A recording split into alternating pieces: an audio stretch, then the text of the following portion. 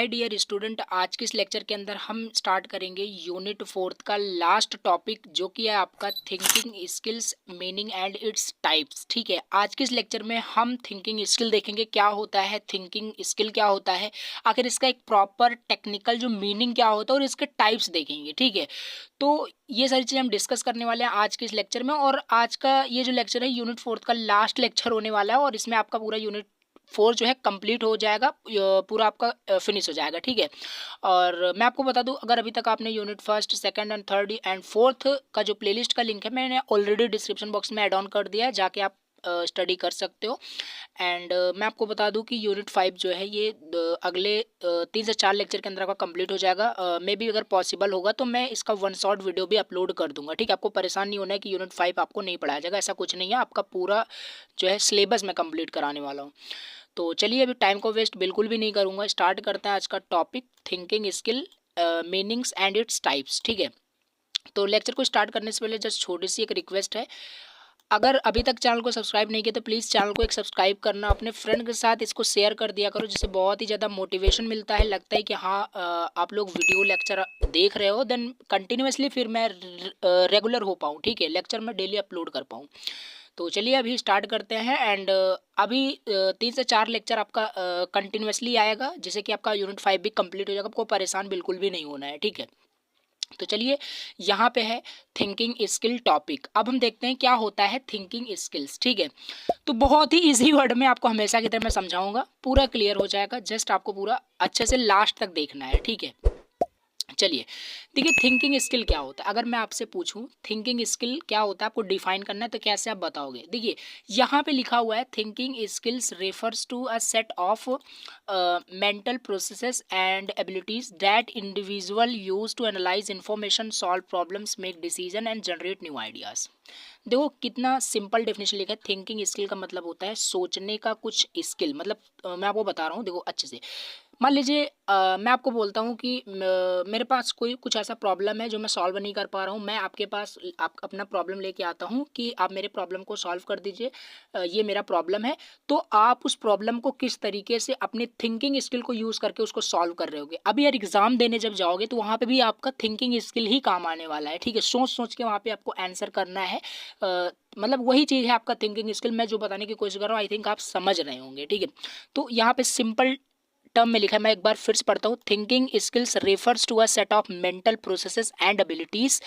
ठीक है, thinking skill आपका एक तरीके का मेंटल प्रोसेस होता है, एबिलिटीज होता है, that individual use to analyse information, solve problems, make decision and generate new ideas. अगर आपके अंदर थिंकिंग पावर आपका अच्छा रहेगा, तभी तो आप नए नए आइडियाज, नए नए कुछ इन्फॉर्मेशन एनालाइज कर पाओगे ना। तो वही है आपका सिंपल सा थिंकिंग स्किल। ठीक है, नाउ नेक्स्ट पढ़ते हैं यहाँ पे, these skills play a fundamental role in a various aspect of daily life including learning, decision making and problem solving. Simple सी बात है, अगर आपके अंदर थिंकिंग एबिलिटी नहीं है, ठीक है, आप कुछ सोच नहीं पाते हो, ठीक है, आपका आपके अंदर फोकस नहीं है। कुल मिला के कहने का मतलब, अगर आपके अंदर थिंकिंग एबिलिटी नहीं है, थिंकिंग स्किल आपके अंदर नहीं है, तो आप डेली लाइफ में जो भी रूटीन आपका है तो वो आपका सही नहीं होगा। ठीक है, आप अच्छे से लर्न नहीं कर पाओगे, कोई भी चीज़ हो आप उसको लर्न नहीं कर सकते, और कोई भी डिसीजन नहीं ले सकते। ठीक है, आप एक प्रॉपर डिसीजन, कोई भी प्रॉब्लम आप सॉल्व नहीं कर पाओगे अगर आपके अंदर डिसीजन जो आपका थिंकिंग स्किल की जो एबिलिटी अगर आपके अंदर नहीं है तो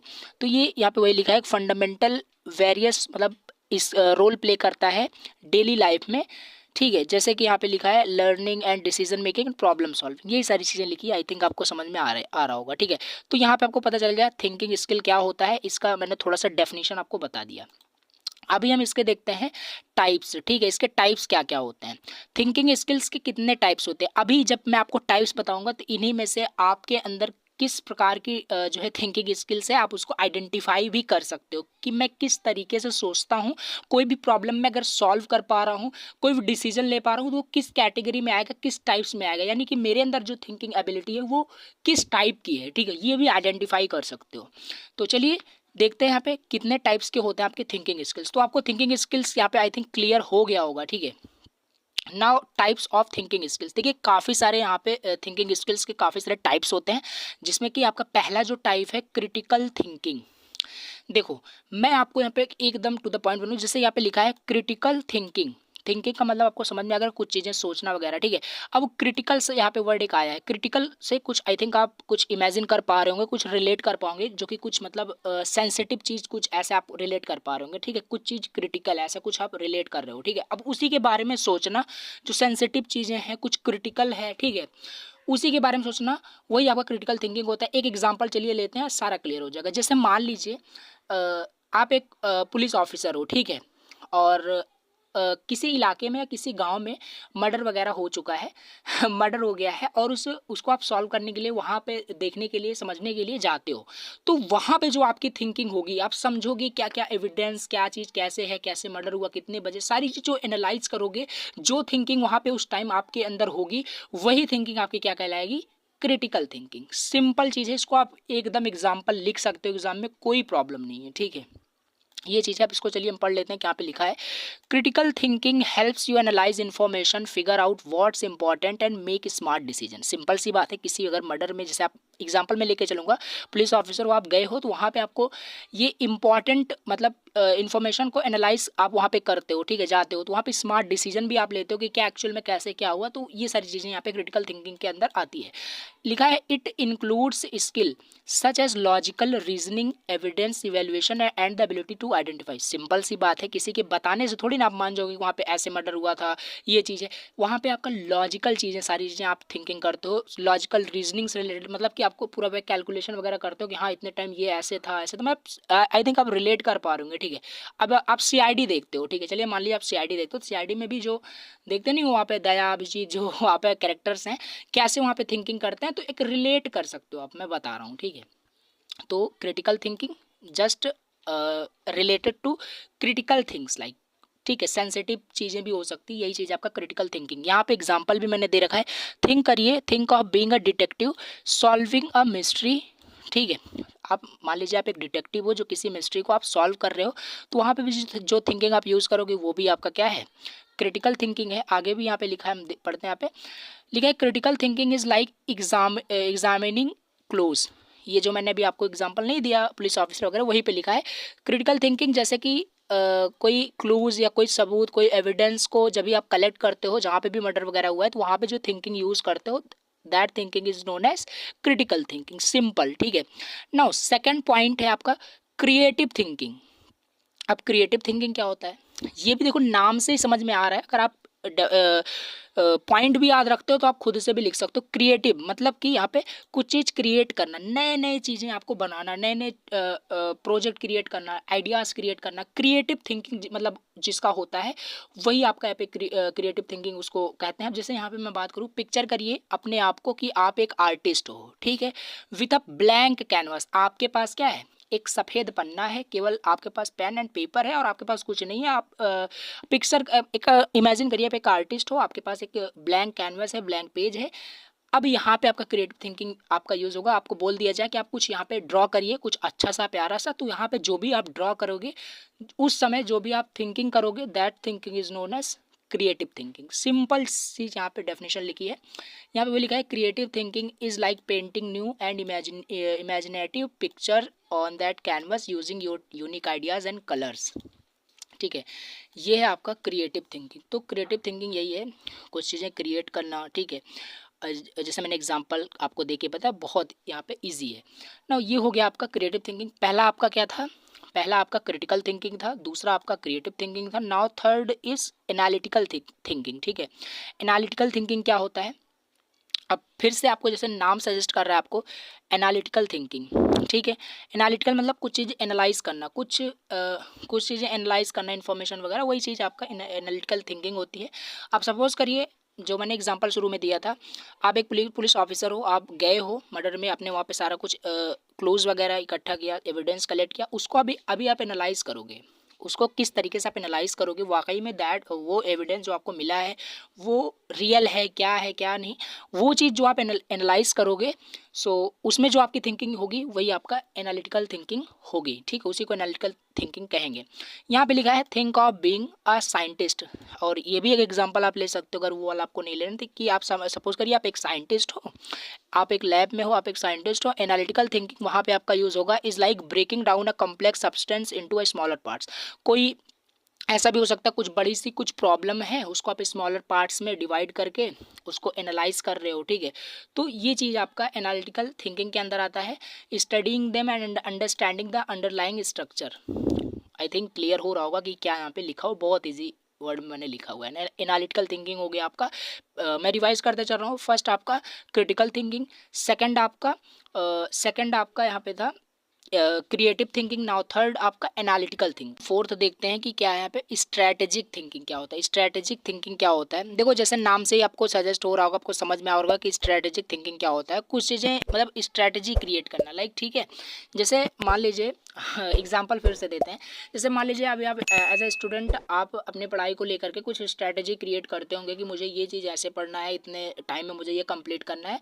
तो उस समय जो आप वहाँ पे थिंकिंग आपके अंदर होती है, जो सोच सोच के आप अपना टाइम टेबल बनाते हो, चीज़ों को क्रिएट करते हो, बनाते हो अपना टाइम टेबल कैसे पढ़ना है, क्या चीज़ें, जो भी स्ट्रैटेजी क्रिएट करते हो, वही आपका जो थिंकिंग होता है उसी को बोलते हैं स्ट्रैटेजिक थिंकिंग, ठीक। तो ये हो गया। अब इसको हम थोड़ा सा डेफिनेशन टर्म में देख लेते हैं। Strategic thinking is the ability, एक एबिलिटी है to plan and execute long term goals and objectives, ठीक है। जो अपना गोल्स बनाते हो, लॉन्ग टर्म गोल्स, जो भी आपका ऑब्जेक्टिव होता है, ठीक है, उसका जो स्ट्रेटजी क्रिएट करते हो, वही आपका उस थिंकिंग में जो आप जो थिंकिंग करते हो स्ट्रेटजी बनाते समय, वही आपका स्ट्रेटजिक थिंकिंग यहाँ पे होता है। तो ये हो गया आपका fourth strategic thinking. Now again I repeat, first critical thinking, second creative thinking, third analytical thinking, now fourth strategic thinking complete. Now fifth point देखते हैं क्या है। फिफ्थ पॉइंट यहाँ पे है reflective thinking. Now reflective thinking क्या होता है, देखो रिफ्लेक्टिव थिंकिंग। अब रिफ्लेक्टिव थिंकिंग क्या है, अगर इसको हम एक वर्ड में समझें, लेकिन यहाँ पे लिखा है पिक्चर योरसेल्फ, अपने आप को मतलब इमेजिन करिए looking in a mirror. Reflective thinking is like introspection where you analyze your thoughts, actions and experiences to learn and grow. It support reasons growth and self awareness, ठीक है। I think अभी clear हो गया। यहाँ पे मतलब reflective thinking का simple मतलब होता है, आप इमेजिन करिए अभी आप सामने जैसे अपने ही थॉट्स के बारे में सोचना, ठीक है। मान लीजिए आप किसी से आप कम्युनिकेशन कर रहे थे, बात कर रहे थे, उस समय आपने कुछ कम्युनिकेशन किया, बाद में उसी कम्युनिकेशन को लेकर के आप सोच रहे हो कि हाँ मैंने ये कम्युनिकेशन किया था, आई थिंक ये सही था कि गलत था, मतलब उसको लेकर के अपने ही थॉट्स को लेकर के अपने ही बारे में क्या है सेल्फ अवेयरनेस, यहाँ पे कुछ आप रिलेट कर सकते हो अपने ही बारे में, अपने थॉट्स के बारे में, यहाँ पे जो भी आप थिंकिंग करते हो, so that thinking is known as reflective thinking. यहाँ पे वही लिखा है कि आप अपने आप को इमेजिन करिए कि आप एक मिरर के सामने खड़े हो एंड उसके बाद आप अपने आप को ही देखते हो, अपना इंट्रोस्पेक्शन करते हो, अपना मतलब वहाँ पे क्या बोलते हैं इंट्रोस्पेक्शन, मतलब कि अपना वहाँ पे परीक्षण करते हो, अपने अंदर की चीज़ें देखते हो कि आप अब मतलब कुल मिला के कहने के मतलब अपने थॉट्स को वहाँ पे एनालाइज करते हो, अपने थॉट्स को वहाँ पे एनालाइज करते हो, और अपने थॉट्स को जब आप एनालाइज करोगे वही चीज़ आपकी रिफ्लेक्टिव थिंकिंग के अंदर होती है। एक्शन एंड एक्सपीरियंस, जो भी आपने एक्सपीरियंस किया, जो भी आप करते हो, उसको वहाँ पे क्या करना, एनालाइज करना। जैसे आप दिन भर में आपने क्या स्टडी किया, क्या चीज़ नहीं किया, ठीक है, ये आपका एनालाइज के अंदर भी आ सकता है। बट अगर खुद के बारे में अगर आप एनालाइज कर रहे हो, सो वो आपका ज़्यादातर रिफ्लेक्टिव थिंकिंग के अंदर आता है। तो ये चीज़ है। इट सपोर्ट पर्सनल, यहाँ पे लिखा है it support personal growth and self awareness. Simple सी बात है, अगर अपने आप के बारे में सोचोगे तो आपकी ग्रोथ तो होगी, सिंपल सी बात है। यहाँ पे वही लिखा है ये सपोर्ट करता है personal growth and self awareness, ठीक है। तो ये हो गया आपका reflective thinking. Now I again repeat, पहला क्या था, critical thinking, second creative thinking, third analytical thinking, fourth क्या था, फोर्थ आई थिंक आपका स्ट्रैटेजिक थिंकिंग था, एंड द फिफ्थ पॉइंट आपका यहाँ पे रिफ्लेक्टिव थिंकिंग, ठीक है। आपको ये पॉइंट्स याद रखने हैं तो आपको सारी चीज़ें समझ में आ जाएगी। आपका यहाँ पे है लॉजिकल थिंकिंग, ठीक है, जैसे नाम सजेस्ट कर रहा है लॉजिकल, यानी कि एक एग्जांपल मैं आपको देता हूँ, क्लियर हो जाएगा। जैसे सपोज करिए मैं आपको कुछ पजल दे दिया और बोला इस पजल को आपको सॉल्व करना है, कैसे भी करके आपको इस पजल को सॉल्व करना है, काफ़ी मैंने कॉम्प्लेक्स सा पजल दे दिया। नाउ उस पजल को सॉल्व करने में जो आप थिंकिंग करोगे, लॉजिकल चीज़ें आप वहाँ पे लगाओगे कि हाँ ये ऐसे हो सकता है, ये ऐसे हो सकता है, तो उसमें जो थिंकिंग आपकी होगी ना, वही होती है आपकी लॉजिकल थिंकिंग। यहाँ पे लिखा भी है consider being a builder constructing a study house, ऐसे भी सपोज कर सकते हो। देखो ये काफ़ी मस्त एग्जांपल लिखा है, ये आपको हमेशा याद रहेगा। सपोज करिए कि आप एक घर बना रहे हैं, ठीक है, लेट सपोज, ठीक है, कि आप एक घर क्रिएट कर रहे हो, बना रहे हो, जिसमें आप ईंट वगैरह आपको यूज़ तो हो ही, सिंपल सी बात है। तो उस ईंट को कैसे सेट करना है, कैसे घर को मजबूत बनाना है, छोटी छोटी जो चीज़ें होती है घर बनाने में, समझ ही सकते हो कैसे मैटर करती हैं। तो उस वक्त जो आपका जो थिंकिंग होगा, ठीक है, कि कैसे घर को क्रिएट करना है, क्या क्या चीज़ें, वो लॉजिकल थिंकिंग आपकी होगी, वही होता है आपका लॉजिकल थिंकिंग। लिखा भी है वही आपका पे। Logical thinking is like arranging bricks. जैसे आप घर बना रहे हो तो लॉजिकल थिंकिंग यहाँ पे ऐसा आपका है कि आप अरेंज कर रहे हो ब्रिक्स को, ब्रिक्स मीन्स ईंट को आप अरेंज कर रहे हो किस तरीके से, यही आपका है लॉजिकल थिंकिंग। ये लॉजिकल ऑर्डर में आप रख रहे हो, तो यहाँ पे ये चीज़ें हैं आपका logical thinking. Following a plan to create a solid and well structured building, और आपका इंटेंशन है एक solid and well structured house create करना, बिल्डिंग क्रिएट करना, ठीक है। उस समय जो आप थिंकिंग करोगे, that thinking is known as logical thinking. I think clear हो गया होगा। आई अगेन रिपीट, क्या क्या हमने पढ़ा, ठीक है। हमने देखा यहाँ पे थिंकिंग स्किल्स, थिंकिंग स्किल्स देखा, इसका मीनिंग देखा, और इसके टाइप्स भी देखे कि कितने टाइप्स होते हैं। पहला critical, second creative, third analytical, and the fourth आपका यहाँ पे है strategic, and the fifth reflective, and the six point and the last point logical thinking, ठीक है। नहीं, ये लास्ट पॉइंट नहीं हो सकता, अगर आप चाहें तो आपको अगर कुछ नए नए टॉप पॉइंट्स याद आ रहे हैं तो और भी लिख सकते हो, बट मैंने मेन जो चीज़ें हैं यहाँ पे मैंने आपको नोट्स में प्रोवाइड करा दिया है, तो 6 ही पॉइंट यहाँ पे आप लिख सकते हो अगर ये 7 मार्क्स में ये क्वेश्चन आता है तो आपके आपका जो फोर्थ यूनिट था ये आई थिंक पूरा कंप्लीट हो चुका है। इसमें हमने थिंकिंग स्किल्स डिस्कस किया, मीनिंग एंड इट्स टाइप्स हमने डिस्कस कर लिया, तो इसी के साथ आपका यूनिट 4 भी कंप्लीट हो गया। नाउ नेक्स्ट लेक्चर के अंदर हम स्टार्ट कर देंगे यूनिट 5। एंड जैसे मैंने ऑलरेडी आपको बता दिया कि यूनिट 5 का जो लेक्चर है मैं रेगुलरली अपलोड करूँगा, और अपने फ्रेंड के साथ लेक्चर को प्लीज़ शेयर कर देना, जिससे मोटिवेशन मिलता है कि हाँ आप लोग वीडियोस देख रहे हो, लेक्चर अटेंड करो, सो मैं डेली वीडियोस अपलोड कर सकता हूँ, ठीक है। ये भी आपका 3 से 4 लेक्चर में कंप्लीट हो जाएगा।